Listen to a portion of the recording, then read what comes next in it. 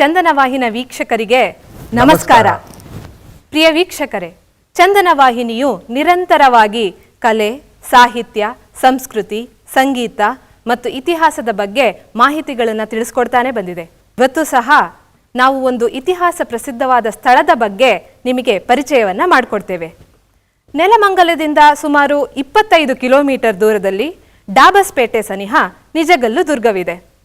ಹೊಯ್ಸಳರ ಕಾಲದಲ್ಲಿ ಪುರವಾಗಿ, ವಿಜಯನಗರ ಅರಸರ ಕಾಲದಲ್ಲಿ ಸ್ಥಳವಾಗಿ ಮತ್ತು ಮೈಸೂರು ಒಡೆಯರ ಕಾಲದಲ್ಲಿ ಅಠಾರ ಕಚೇರಿಯಾಗಿ, ನಂತರ ಹೋಬಳಿಯಾಗಿ, ಪಂಚಾಯಿತಿಯಾಗಿ ಮತ್ತು ಪ್ರಸ್ತುತ ಗ್ರಾಮವಾಗಿರುವ ನಿಜಗಲ್ಲಿನ ಬಗ್ಗೆ ಅಭಿಷೇಕ್, ನೀವು ಸ್ವಲ್ಪ ಮಾಹಿತಿಯನ್ನು ತಿಳಿಸ್ಕೊಡಿ.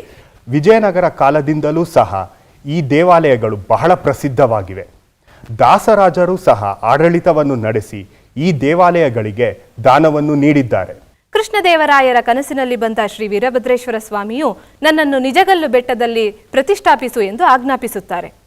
ಅದರಂತೆ ಶ್ರೀ ಕೃಷ್ಣದೇವರಾಯರು ನಿಜಗಲ್ಲು ಬೆಟ್ಟದಲ್ಲಿ ವೀರಭದ್ರೇಶ್ವರ ಸ್ವಾಮಿಯನ್ನು ಪ್ರತಿಷ್ಠಾಪಿಸಿದ್ದಾರೆ. ಬನ್ನಿ ವೀಕ್ಷಕರೇ, ಈ ನಿಜಗಲ್ಲಿನ ವಿಶೇಷತೆಯನ್ನು ಹಾಗೂ ಈ ದೇವಾಲಯದ ಮಹತ್ವವನ್ನು ನೋಡಿಕೊಂಡು ಬರೋಣ.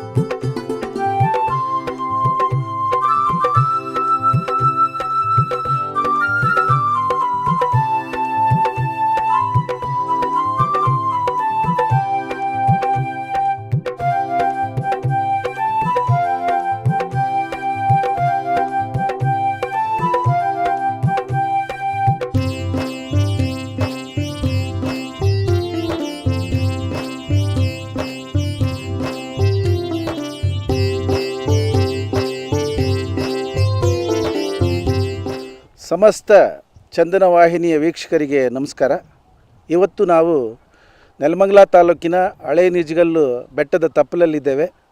ಈ ಬೆಟ್ಟದ ಇತಿಹಾಸವನ್ನು ನಮಗೆ ತಿಳಿಸ್ಕೊಡ್ಲಿಕ್ಕೆ ಪ್ರೊಫೆಸರ್ ಕೃಷ್ಣಮೂರ್ತಿ ಅವರು ನಮ್ಮ ಜೊತೆ ಇದ್ದಾರೆ.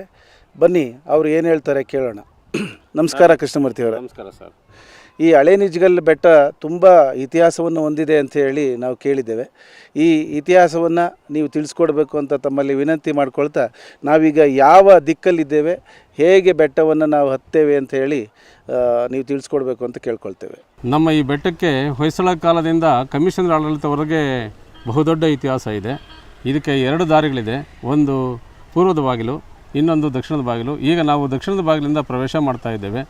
ಕೋಟೆಯ ಒಳಗೆ ಹೋದ ನಂತರ ಇರೋ ಇತಿಹಾಸವನ್ನು ಪ್ರಸ್ತಾಪಿಸೋಣ.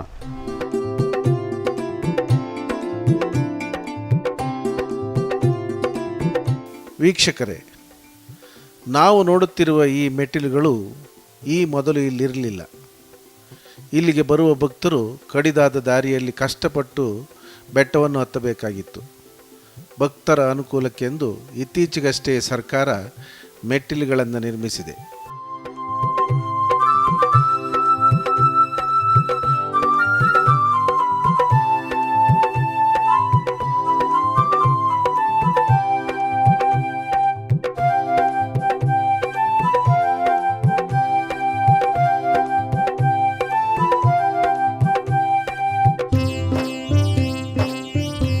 ಸರ್, ಈಗ ನಾವು ದಕ್ಷಿಣದ ಹೆಬ್ಬಾಗಿಲಿಗೆ ಬಂದಿದ್ದೇವೆ. ಇದು ವಿಘ್ನೇಶ್ವರನ ಗುಡಿ.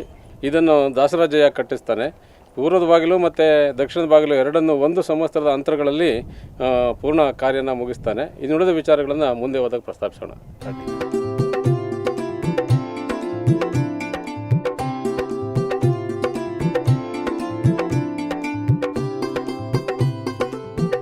ಈ ದರ್ಗದ ಇತಿಹಾಸವನ್ನು ಸ್ವಲ್ಪ ಹೇಳ್ತೀರಾ?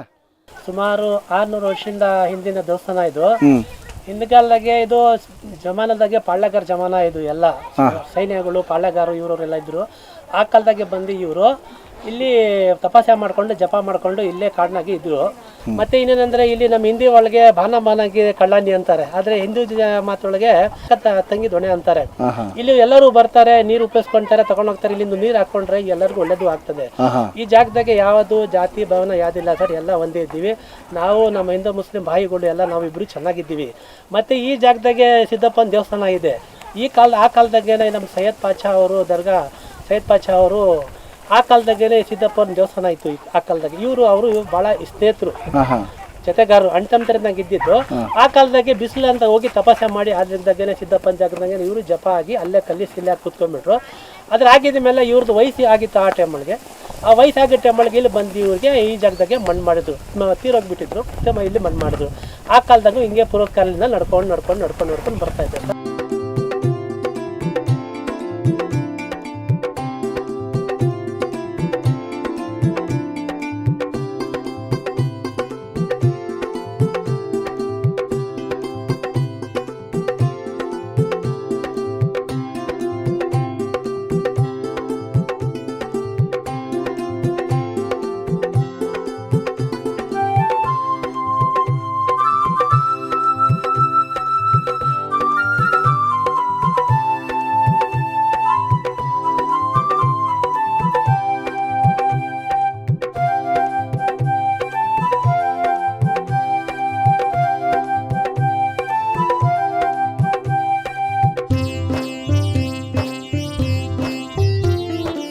ಸರ್, ದಕ್ಷಿಣ ದಿಕ್ಕಿಂದ ಕೋಟೆ ಒಳಗೆ ಎಂಟ್ರಿ ಆದ್ವಿ. ಹೌದು, ಅಲ್ಲೇ ಒಂದು ಗಣೇಶನ ದೇವಸ್ಥಾನ ನೋಡಿದ್ವಿ.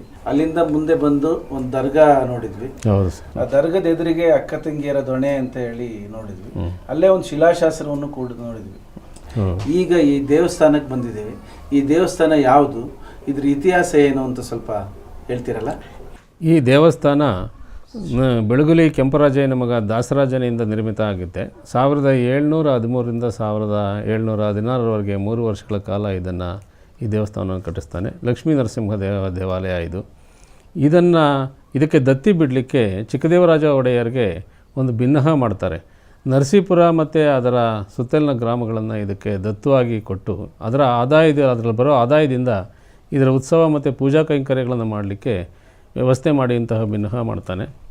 ಕಡೆಗೆ ಅವರು ಅದನ್ನು ಆದೇಶ ಕೊಟ್ಟ ಮೇಲೆ ಅದೇ ರೀತಿ ಮಾಡ್ಕೊಂಡು ಹೋಗ್ತಾರೆ. ಅದಕ್ಕೆ ಸಂಬಂಧಪಟ್ಟಂಥ ಶಾಸನ ನರಸೀಪುರದಲ್ಲಿದೆ. ನರಸೀಪುರದಲ್ಲಿ ಎಷ್ಟು ವೈಭವವಾಗಿ ನಡೀತಾ ಇತ್ತು ಈ ದೇವಸ್ಥಾನದ ಪೂಜೆ ಮತ್ತು ಕೈಂಕರ್ಯಗಳು ಅಂತಂದರೆ, ಬೆಳಗ್ಗೆ ಸೇವಕಿ ನೈವೇದ್ಯ ಆಗಬೇಕಾಗಿತ್ತು, ಸೇವಕಿ ಅನ್ನದ ನೈವೇದ್ಯ ಆಗಬೇಕಾಗಿತ್ತು. ಪ್ರತಿ ಶುಕ್ರವಾರ ಅಭಿಷೇಕ ನಡೀತಾ ಇತ್ತು. ಅಲ್ಲದೆ ಕಾರ್ತಿಕದಲ್ಲಿ ಪ್ರತಿ ದಿವಸವೂ ಕೂಡ ವೈಭವವಾಗಿ ಉತ್ಸವಗಳ ಸಮೇತ ನಗರದಲ್ಲಿ ವಿಜೃಂಭಣೆಯಿಂದ ನಡೀತಾ ಇತ್ತು ಹಬ್ಬದ ರೀತಿಯಲ್ಲಿ. ಇದು ಅಲ್ಲದೆ ದಾಸರಾಜಯ್ಯ ಸ್ವತಃ 4000 ಅಡಿಕೆ ಮರ ಮತ್ತು 750 ತೆಂಗಿನ ಮರಗಳನ್ನು ತೀರ್ಥಕಟ್ಟೆ ಡಾಬಸ್ಪೇಟೆಯ ಆ ಬ್ರಿಡ್ಜಿನ ಮುಂದಕ್ಕೆ ಬಂದರೆ ಎಡಗಡೆಗೆ ಒಂದು 10 ಅಡಿಕೆ ಮರಗಳು ಸಿಗ್ತವೆ. ಆ ಜಾಗದಲ್ಲಿ ತೋಟವನ್ನು ನಿರ್ಮಿಸಿ 60 ವರಹಗಳು ಅದರಿಂದ ಆದಾಯ ಬರ್ತಿತ್ತು.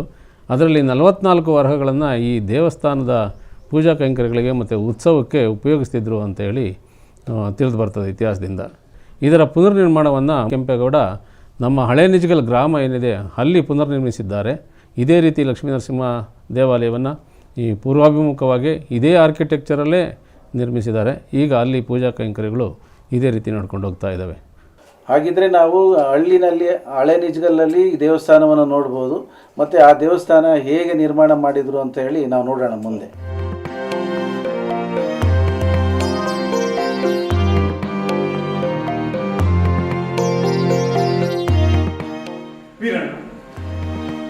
ಏನು ಮಾತಾಡೋಲ್ಲ ಏಕೆ? ಹೌದು ಪ್ರಭು, ನನಗೂ ಮಾತನಾಡಬೇಕೆಂದಿದೆ. ಆದರೆ ಹೇಗೆ ಎಂದು ಸಂಕೋಚ ಪಡುತ್ತಿದ್ದೇನೆ. ಬಾಲ್ಯದಿಂದ 2 ದೇಹ ಒಂದೇ ಮನಸ್ಸುಗಳಂತೆ ಇಬ್ಬರು ಇರುವಾಗ ಸಂಕೋಚವೇಕೆ? ಬಾಲ್ಯದಿಂದಲೂ ನನ್ನ ಜೊತೆ ಆಡಿದ ಓಡಿದ ಕೆಂಪರಾಯರು ಬೇರೆ, ಈಗ ಈ ನಾಡನ್ನು ಆಳುತ್ತಿರುವ ಕೆಂಪೇಗೌಡರು ಬೇರೆ. ನಾಯಕರೊಂದಿಗೆ ಸೇವಕರು ಸಂಕೋಚ ಪಡದೆ ಮಾತನಾಡಲು ಸಾಧ್ಯವೇ? ನನ್ನ ಬುದ್ಧಿ ತಿಳಿದು ನೀನು ಹೀಗೆ ಮಾತನಾಡಿ ನನ್ನ ಮನಸ್ಸನ್ನು ನೋಯಿಸುವುದೇ? ಕ್ಷಮಿಸಬೇಕು ಪ್ರಭು. ಇರಲಿ, ಕಾರ್ಯದಲ್ಲಿ ಮಾತ್ರವಲ್ಲದೆ ಮಾತಿನಲ್ಲೂ ನೀನು ನನ್ನನ್ನು ಕಟ್ಟಿ ಹಾಕಿರುವೆ. ಅಂದ ಹಾಗೆ ನಾನು ನಿನ್ನನ್ನು ಇಲ್ಲಿಗೆ ಏಕೆ ಕರೆತಂದಿರುವ ಎಂದು ಗೊತ್ತೇ? ಏನಾದರೂ ವಿಶೇಷವಿರಲೇಬೇಕಲ್ಲವೇ?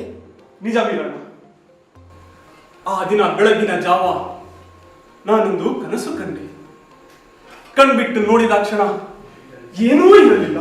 ಏನು ಏನೂ ಇರಲಿಲ್ಲವೇ? ವೀರಣ್ಣ, ಏನೂ ಇರಲಿಲ್ಲ. ಬೆಟ್ಟದ ಮೇಲೆ ಒಂದು ದೇವಾಲಯವು ನಶಿಸಿ ಹೋದಂತೆ.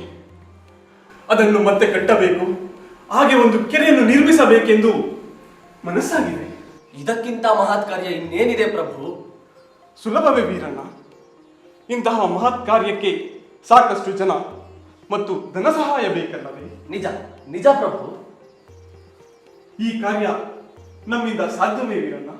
ಏನು ಮಾತನಾಡುತ್ತಿರುವಿರಿ ಪ್ರಭು? ಈ ನಾಡಿನ ಪ್ರಜೆಗಳ ಇಷ್ಟ ದೇವತೆಯಂತೆ ನೀವಿರುವಾಗ ಈ ನಿಮ್ಮ ಮಹತ್ ಕಾರ್ಯಕ್ಕೆ ಯಾರು ತಾನೇ ನೆರವು ನೀಡುವುದಿಲ್ಲ ಹೇಳಿ? ಬಲೆ ಬಲೆ ವೀರಣ್ಣ, ನನ್ನ ಮನಸ್ಸನ್ನು ಬೇಗನೆ ಅರ್ಥ ಮಾಡಿಕೊಂಡೆ. ಈ ನಮ್ಮ ನಿಜಗಲ್ಲಿನ ಪ್ರಜೆಗಳು ಈ ಕಾರ್ಯದಲ್ಲಿ ಕೈ ಜೋಡಿಸಬೇಕು. ಲಕ್ಷ್ಮೀ ನರಸಿಂಹಸ್ವಾಮಿ ಮಂದಿರವನ್ನು ಕಟ್ಟಿಸಲು, ಹಾಗೆ ಒಂದು ಕೆರೆಯನ್ನು ನಿರ್ಮಿಸಲು ಅವರ ಕೊಡುಗೆ ಬಹಳ ಅಪಾರ. ಇಂದು ಸ್ವಾಮಿಯ ಜೀರ್ಣೋದ್ಧಾರದ ವಿಶೇಷ ಪೂಜೆ. ಇದನ್ನು ನೋಡಲೆಂದೇ ನಿನ್ನನ್ನು ಇಲ್ಲಿಗೆ ಕರೆತಂದಿರುವುದು. ಧನ್ಯ ಪ್ರಭು, ಧನ್ಯ. ಸರ್, ಹೇಳಿ ಸರ್. ನಾವೀಗ ಸಿದ್ರ ಬೆಟ್ಟದ ತುದಿನಲ್ಲಿದ್ದೇವೆ. ಈ ಬೆಟ್ಟಕ್ಕೆ ಸಿದ್ರ ಬೆಟ್ಟ ಅಂತ ಹೆಸರು ಬರೋದಕ್ಕೆ ಕಾರಣ ಏನು ಅನ್ನೋದ್ರ ಬಗ್ಗೆ ಸ್ವಲ್ಪ ತಿಳಿಸ್ತೀರಾ? ಯಡಿಯೂರು ಸಿದ್ಧಲಿಂಗೇಶ್ವರರ ಶಿಷ್ಯರಾದ ಸಿದ್ದಪ್ಪನವರು ಬಂದು ಇಲ್ಲಿ ನೆಲೆ ನಿಂತರು ಅಂತ ಹೇಳಿ ಪ್ರತೀತಿ ಇದೆ. ಹಾಗಾಗಿ ಅವರು ಇಲ್ಲಿ ನೆಲೆ ನಿಂತಿದ್ದಕ್ಕೆ ಪ್ರತಿ ದಿವಸ ಪೂಜಾ ಕಾರ್ಯಕ್ರಮಗಳು ಯಥಾವತ್ತಾಗಿ ನಡ್ಕೊಂಡು ಹೋಗ್ತಿದ್ದಾವೆ. ಪ್ರತಿ ವಾರದಲ್ಲೂ ಕೂಡ ಮಂಗಳವಾರ ಮತ್ತು ಶುಕ್ರವಾರ, ಭಾನುವಾರ ಯಥೇಚ್ಛವಾಗಿ ಜನ ಬಂದು ಅವರ ಹರಕೆಗಳನ್ನು ಪೂರೈಸ್ತಾ ಇದ್ದಾರೆ. ಹಾಗಾಗಿ ಇದು ತುಂಬ ವೈಭವವಾಗಿ ನಡೀತಾ ಇದೆ. ಅದಲ್ಲದೆ ಇದಕ್ಕೆ ರಸಸಿದ್ರ ಬೆಟ್ಟ ಅಂತ ಕೂಡ ಕರೀತಾರೆ. ಒಂದು ರಸದಿಂದ ತಯಾರಿಸಿದಂಥ ರಸದಿಂದ ಕೀಳು ಲೋಹವನ್ನು ಬಂಗಾರವಾಗಿ ಪರಿವರ್ತನೆ ಮಾಡ್ತಿದ್ರು ಅಂತ ಕೂಡ ಹೇಳ್ತಾರೆ. ಅದಕ್ಕೋಸ್ಕರ ಇದನ್ನು ರಸಸಿದ್ರ ಬೆಟ್ಟ ಅಂತ ಕೂಡ ಕರೀತಾರೆ. ಹಾಗಾಗಿ ಇವತ್ತಿನವರೆಗೆ ಕೂಡ ಇದು ಒಳ್ಳೆಯ ಪುಣ್ಯಕ್ಷೇತ್ರವಾಗಿ ಜನಗಳಿಗೆ ಅನುಕೂಲವಾಗೋ ರೀತಿಯಲ್ಲಿ ನಡ್ಕೊಂಡ್ಬರ್ತಾ ಇದೆ. ಈ ಬೆಟ್ಟಕ್ಕೆ ಸಿದ್ರ ಬೆಟ್ಟ ಅಂತೇಳಿ ಹೆಸರು ಹೇಗೆ ಬಂತು ಅನ್ನೋದ್ರ ಬಗ್ಗೆ ಸಂಪೂರ್ಣವಾದ ಮಾಹಿತಿಯನ್ನು ಕೊಟ್ಟಿದ್ದೀರಿ. ಹಾಗೆಯೇ ಮೈಸೂರು ಸಂಸ್ಥಾನದ ಗಡಿಸೀಮೆಯ ನಾಡು ಅಂತ ಕೂಡ ಇದಕ್ಕೆ ಇತಿಹಾಸ ಇದೆ ಅಂತ ಕೇಳಲ್ಪಟ್ಟಿದ್ದೀವಿ. ಇದ್ರ ಬಗ್ಗೆ ನೀವೇನು ಹೇಳ್ತೀರಿ? ಈ ನಿಜಗಲ್ಲು ಬಹಳ ಹಿಂದಿನಿಂದ ಹೊಯ್ಸಳರ ಕಾಲದಿಂದಲೂ ಕೂಡ ಗಡಿನಾಡೆ. ಹೊಯ್ಸಳ ಆದಮೇಲೆ ವಿಜಯನಗರ ಆದಮೇಲೆ ಮೈಸೂರು ಸಾಮ್ರಾಜ್ಯದಲ್ಲಿ ಚಿಕ್ಕದೇವರಾಜ ಒಡೆಯರ ಕಾಲದಲ್ಲಿ ಬಹಳ ವೈಭವದಿಂದ ನಡೆದಿದ್ದು. ಆ ಪೀರಿಯಡ್ನಲ್ಲೇ ದಾಸರಾಜಯ್ಯ ಈ ಕೋಟೆ ಕೊತ್ತಲಗಳನ್ನು ನಿರ್ಮಿಸಿದ್ದು, ದೇವಾಲಯಗಳನ್ನು ನಿರ್ಮಿಸಿದ್ದು. ಹಾಗಾಗಿ ಅಲ್ಲೇ ವೈಭವವಾಗಿ ನಡೆದದ್ದು. ಹಾಗಾಗಿ ಮೈಸೂರು ಅರಸರ ಕಾಲದಲ್ಲಿ ಗಡಿನೇ ಆಗಿತ್ತು. ನಂತರ ಮರಾಠರ ಸಾಮ್ರಾಜ್ಯ ಆಗಿತ್ತು. ಹಾಗಾಗಿ ಮದಕರಿ ನಾಯಕನ ಸಹಾಯವನ್ನು ಪಡೆದು ಇದನ್ನು ಮರಾಠರಿಗೆ ಹಿಡಿದುಕೊಟ್ಟಿದ್ದು, ಮತ್ತು ಹೈದರಾಲಿ ಹಿಂದಕ್ಕೆ ವಶಕ್ಕೆ ತೊಗೊಂಡಿದ್ದು, ಮತ್ತು ಟಿಪ್ಪು ಅದಕ್ಕೆ ಕಂಟಿನ್ಯೂ ಮಾಡಿದ್ದು, ಮತ್ತು ಮೈಸೂರ ಮುಮ್ಮಡಿ ಕೃಷ್ಣರಾಜ ಒಡೆಯರು ಕೂಡ ಇದನ್ನು 6 ಫೌಜುಗಳನ್ನಾಗಿ ಮಾಡಿ 122 ತಾಲೂಕುಗಳನ್ನು ಮಾಡಿ ಅದರಲ್ಲಿ ನಿಜಗಲ್ಲೂ ಕೂಡ ಒಂದು ತಾಲೂಕನ್ನಾಗಿ ಮಾಡಿದರು. ಮತ್ತು ಇದು ಅಟಾರ ಕಚೇರಿಯ ಶಾಖೆಯಾಗಿ ಕೂಡ ಕೆಲಸ ನಿರ್ವಹಿಸ್ತಾ ಇತ್ತು. ಹಾಗಾಗಿ ಈ ಬೆಟ್ಟದ ಮೇಲೆ ಟಂಕಶಾಲೆ ಇತ್ತು, ಖಜಾನೆ ಇತ್ತು, ಗರಡಿ ಮನೆ ಇತ್ತು. ತುದಿನಲ್ಲಿ ಅರಮನೆ ಕೂಡ, ಅದರ ಪಳೆಯುಳಿಕೆ ಈಗಲೂ ಕೂಡ ಇದೆ. ಹಾಗಾಗಿ ಮೈಸೂರು ಅರಸರ ಕಾಲದಲ್ಲಿ ಇದು ಬಹಳ ವೈಭವವಾಗಿ ನಡ್ಕೊಂಡ್ಬಂದಿದೆ, ಅಭಿವೃದ್ಧಿ ಆಗಿತ್ತು ಅಂತ ಹೇಳ್ಬೋದು. ಈ ಕರ್ಕಶವಾದ ಧ್ವನಿಯನ್ನು ನಾನು ಕೇಳಲಾರೆ. ಹಾಗೂ ಆ ವಾದ್ಯವನ್ನು ಮೌನವಿರಿಸುವಂತೆ ನಮ್ಮ ಕಟ್ಟಡದ ಹೋಗಿ ತಿಳಿಸುವ. ಅಪ್ಪಣೆ ಪ್ರಭು. ಪ್ರಭು, ನಿಮ್ಮನ್ನು ಕಾಣಲು ಯಾರು ಬಂದಿದ್ದಾರೆ? ಬರ ಹೇಳು.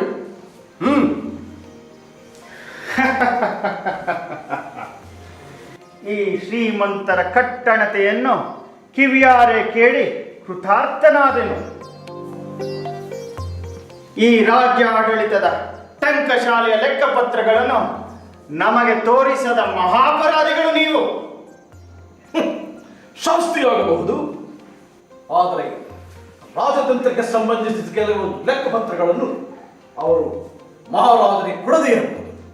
ದಳವಾಯಿಗಳೇ, ಆ ನಿಮ್ಮ ಲೆಕ್ಕಿಗರು ಹೊರಗಡೆ ಬಚ್ಚಿಟ್ಟು ಮಾಯ ಮಾಡಿದ ಆ ಲೆಕ್ಕಗಳನ್ನು ಆಮೂಲಾಗ್ರಹವಾಗಿ ಪರಿಶೀಲಿಸುವ ಉದ್ದೇಶದಿಂದ ನಾವಿಲ್ಲಿ ಬಂದಿರುವೆವು.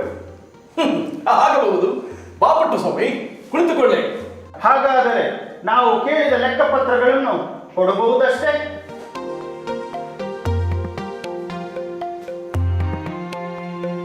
ನನಗರ್ಥವಾಗಲಿಲ್ಲ. ಏನು? ಹಾಗೆಂದರೆ ನೀವು ನಮಗೆ ಲೆಕ್ಕಪತ್ರಗಳನ್ನು ಕೊಡದೆ ಮೋಸ ಮಾಡಿದ್ದೀರಿ. ನಾನೀಗ ಕೇಳುತ್ತೇನೆ, ನೀವ್ಯಾರು? ನಾವು ಯಾರು? ಮಹಾಪ್ರಭು, ತಾವು ಈ ಸೇವಕನನ್ನು ಮನ್ನಿಸಬೇಕು. ಹಾಗಿದ್ದರೆ ಉಳಿದ ಲೆಕ್ಕಪತ್ರಗಳನ್ನು ತಂದೊಪ್ಪಿಸಿ. ಮಹಾರಾಜರು ಅಪ್ಪಣೆ ಮಾಡಿದರೆ ಆ ಲೆಕ್ಕಪತ್ರಗಳನ್ನು ನಾನು ಇಲ್ಲಿಗೆ ತರಿಸುತ್ತೇನೆ. ಇನ್ನು ನಾವಿಲ್ಲಿ ನಿಲ್ಲಲಾರೆವು.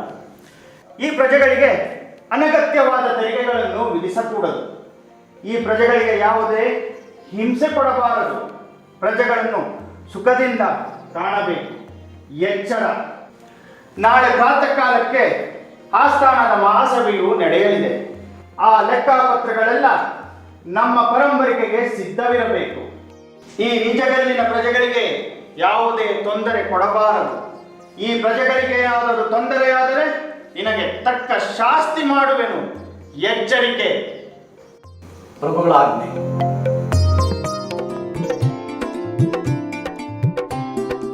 ನೀವೀಗ ನೋಡುತ್ತಿರುವ ಈ ಕೆರೆ ಕೆಂಪೇಗೌಡರು ನಿರ್ಮಿಸಿದ್ದು. ಈ ಕೆರೆಯಲ್ಲಿ ವರ್ಷವಿಡೀ ನೀರು ತುಂಬಿದ್ದು ಸುತ್ತಮುತ್ತಲಿನ ಸಾವಿರಾರು ಜೀವರಾಶಿಗಳಿಗೆ ಆಸರೆಯಾಗಿದೆ.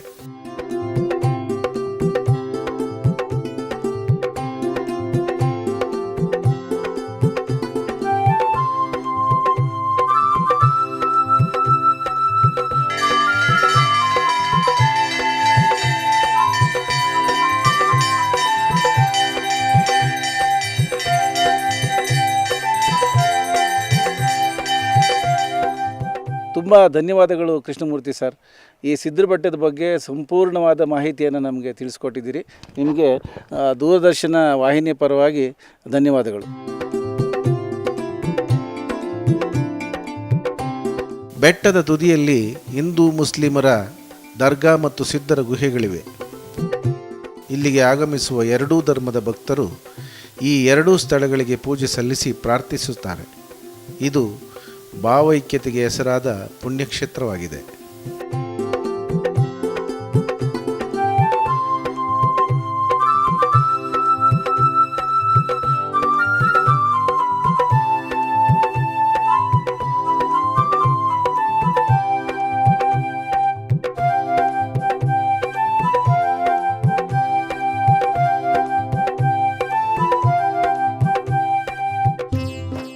ವೀಕ್ಷಕರೇ, ನಾವೀಗ ನಿಜಗಲ್ಲಿನ ಶ್ರೀ ಉದ್ದಾನ ವೀರಭದ್ರ ಸ್ವಾಮಿಯ ಸನ್ನಿಧಾನದಲ್ಲಿದ್ದೇವೆ.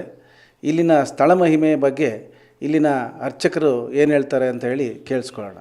1465ರಲ್ಲಿ ವಿಜಯನಗರ ಸಾಮ್ರಾಜ್ಯದ ಅರಸ ಕೃಷ್ಣದೇವರಾಯನ ಕನಸಿನಲ್ಲಿ ಹೋಗಿ ನಾನು ನಿಜಗಲೀಪುರದಲ್ಲಿ ನೆಲೆಗೊಂಡಿದ್ದೇನೆ.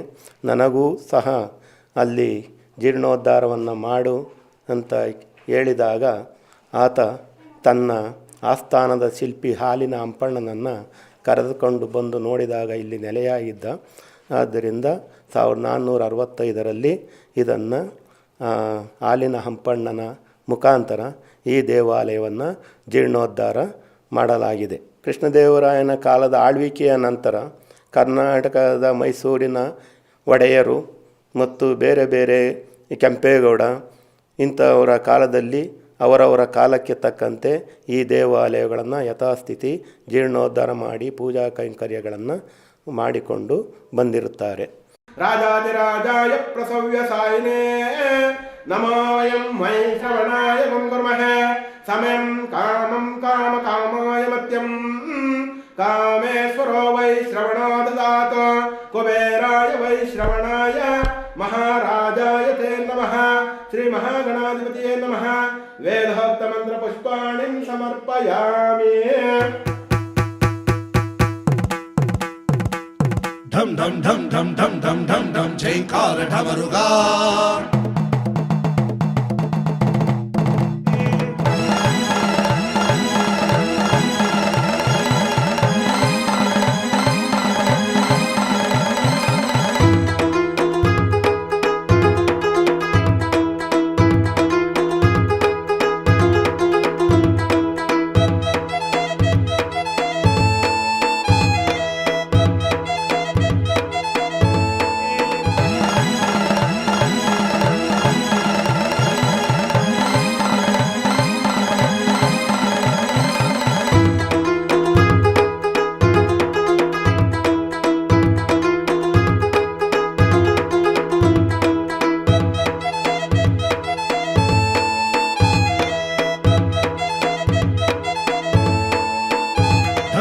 dham dham dham dham dham dham Jaikara Dhamaruga Shambho Shankara dham dham dham dham dham dham dham dham Jaikara Dhamaruga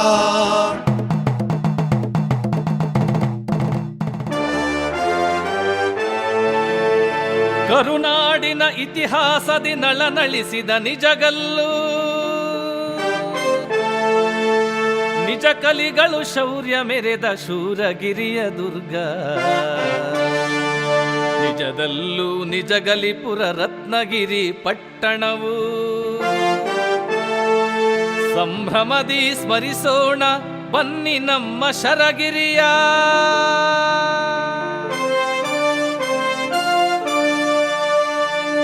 ತಂದನಿನೋ ತಂದನಿನೋ ತಂದನಿನಾನನೋ ತಂದನಿನೋ ತಂದನಿನೋ ತಂದನಿನಾನನೋ. ನಮ್ಮ ಹೆಜ್ಜೆ ಕುಣಿತಕ್ಕೆ ನಿಮ್ಮ ಹೆಜ್ಜೆ ಬೆರೆಯಲಿ, ನಿಜಗಲ್ಲು ಬೆಟ್ಟದೊಡೆಯ ನಮ್ಮನ್ನೆಲ್ಲ ಹರಸಲಿ. ನಮ್ಮ ಹೆಜ್ಜೆ ಕುಣಿತಕ್ಕೆ ನಿಮ್ಮ ಹೆಜ್ಜೆ ಬೆರೆಯಲಿ, ನಿಜಗಲ್ಲು ಬೆಟ್ಟದೊಡೆಯ ನಮ್ಮನ್ನೆಲ್ಲ ಹರಸಲಿ. ನಿಜಗಲ್ಲಿನ ಬೆಟ್ಟದೊಡೆಯ ನಮ್ಮನ್ನೆಲ್ಲ ಹರಸಲಿ.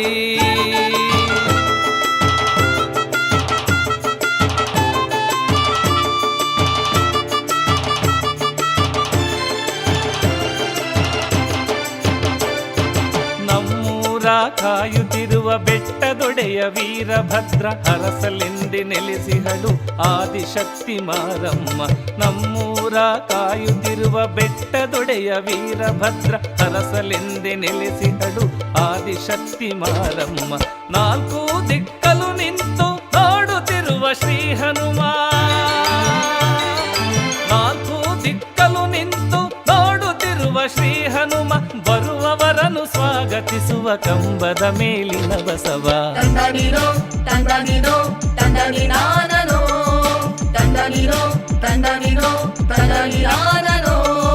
ಸಿರಿ ಸಂಪತ್ತನ್ನಿತ್ತು ಸೌಖ್ಯದ ಫಲವಿತ್ತು ಸಲಹುತ್ತಿರುವ ನಮ್ಮನೆಲ್ಲ ಯೋಗ ನರಸಿಂಹನು.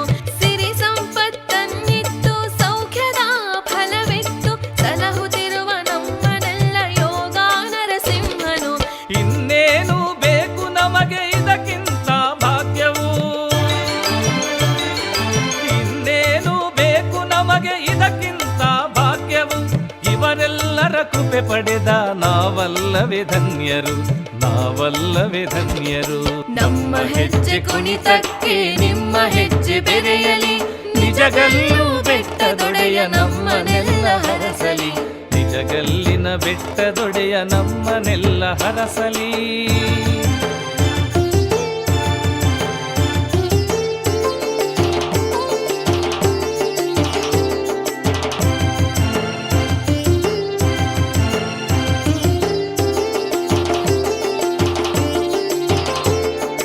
ರಸಸಿದ್ಧರು ನೆಲೆಸಿದ್ದ ಪುಣ್ಯ ಭೂಮಿ ನಮ್ಮದು, ಭಾವೈಕ್ಯತೆಗೆ ಹೆಸರಾದ ಸಂಸ್ಕೃತಿಯ ತವರಿದು. ರಸಸಿದ್ಧರು ನೆಲೆಸಿದ್ದ ಪುಣ್ಯ ಭೂಮಿ ನಮ್ಮದು, ಭಾವೈಕ್ಯತೆಗೆ ಹೆಸರಾದ ಸಂಸ್ಕೃತಿಯ ತವರಿದು. ಎಂದೆಂದಿಗೂ ಬತ್ತದಿರುವ ಆನೆ ದೊಣೆ ಕಂಚಿನ ದೊಣೆ, ಎಂದೆಂದಿಗೂ ಬತ್ತದಿರುವ ಆನೆ ದೊಣೆ ಕಂಚಿನ ದೊಣೆ. ಅಕ್ಕರೆಗೆ ಹೆಸರಾದ ಅಕ್ಕ ತಂಗಿಯರ ದೊಣೆ, ಅಕ್ಕರೆಗೆ ಹೆಸರಾದ ಅಕ್ಕ ತಂಗಿಯರ ದೊಣೆ. ತಂದನಿನೋ ತಂದನಿನೋ ತಂದನಿನಾನನೋ ತಂದನಿನೋ ತಂದನಿನೋ ತಂದನಿನಾನನೋ.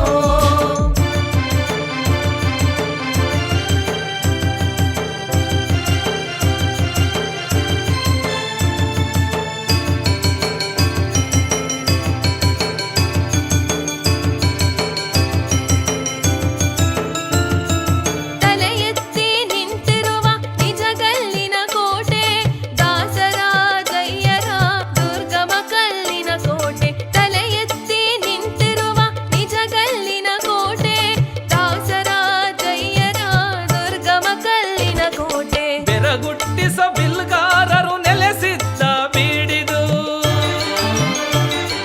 ಬೆರಗುಟ್ಟಿಸ ಬಿಲ್ಗಾರರು ನೆಲೆಸಿದ್ದ ಬೀಡಿದು. ಮಹಿಷೂರಿನ ಅರಸರ ಗಡಿಸೀಮೆಯ ನಾಡಿದು, ಗಡಿಸೀಮೆಯ ನಾಡಿದು.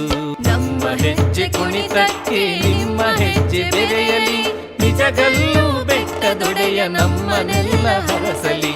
ನಮ್ಮ ಹೆಜ್ಜೆ ಕುಣಿತಕ್ಕೆ ನಿಮ್ಮ ಹೆಜ್ಜೆ ಬೆರೆಯಲಿ, ನಿಜಗಲ್ಲು ಬೆಟ್ಟದೊಡೆಯ ನಮ್ಮನೆಲ್ಲ ಹರಸಲಿ. ನಿಜಗಲ್ಲಿನ ಬೆಟ್ಟದೊಡೆಯ ನಮ್ಮನೆಲ್ಲ ಹರಸಲಿ. ನಿಜಗಲ್ಲಿನ ಬೆಟ್ಟದೊಡೆಯ ನಮ್ಮನೆಲ್ಲ ಹರಸಲಿ.